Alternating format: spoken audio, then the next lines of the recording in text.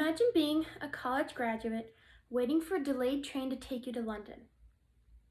As you wait patiently, the hustle and bustle of the crowded train station sparks an idea in your head. But not just any idea, an idea for a book about a young boy named Harry Potter who attends a school for wizards.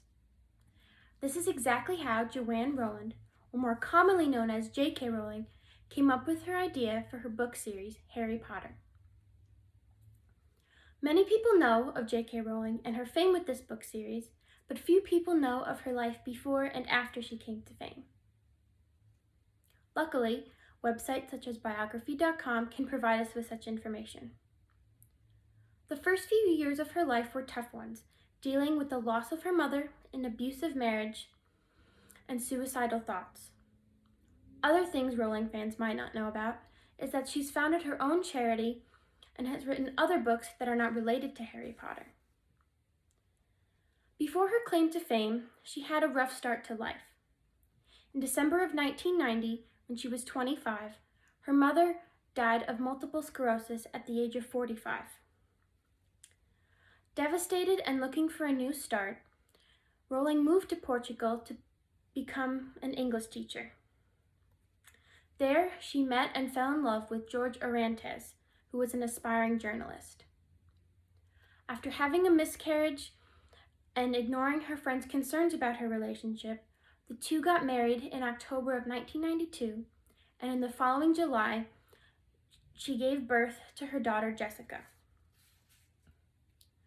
All the while, Orantes grew more and more abusive, and one day in November of 1993, he slapped his wife and threw her out of the house without Jessica. It didn't take long for Rowling to be back with the police, and in a couple weeks, she was on a plane back to the UK with her daughter. She applied for benefits and reluctantly took a loan from one of her friends to put a deposit on an apartment. She later described her situation in a speech she gave at Harvard, saying that she was as poor as it is possible to be in modern Britain without being homeless. With those past few events, it is no surprise to hear that she was having suicidal thoughts. But Rowling knew she had to get her life together for her daughter Jessica, if for no one else. But it wouldn't take long before she had success through her Harry Potter series and her other accomplishments. With the royalties from her book, The Tales of Beedle and the Bard, she donated the money to the charity Lumos. She co-founded this charity with Baroness Emma Nicholson in 2005. The charity's goal is to help orphan children in finding their families or providing them with a loving home.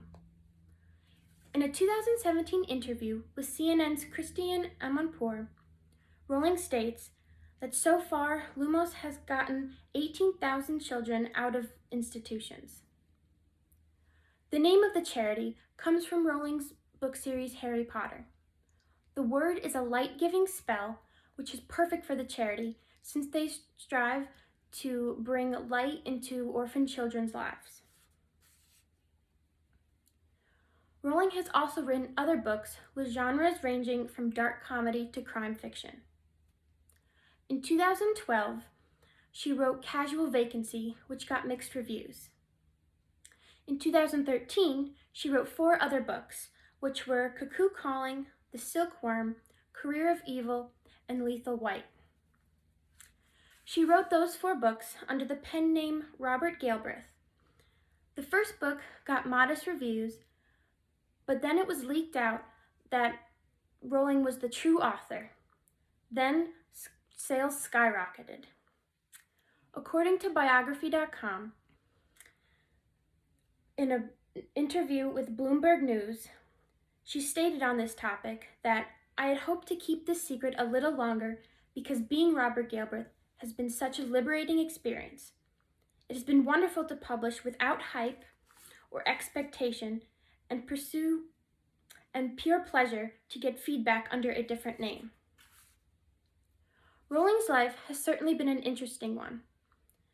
Between the rough few years of her life and her accomplishments with Harry Potter, Lumos, and her other books, We can certainly learn a lot from her about pursuing on even when life wants us not to.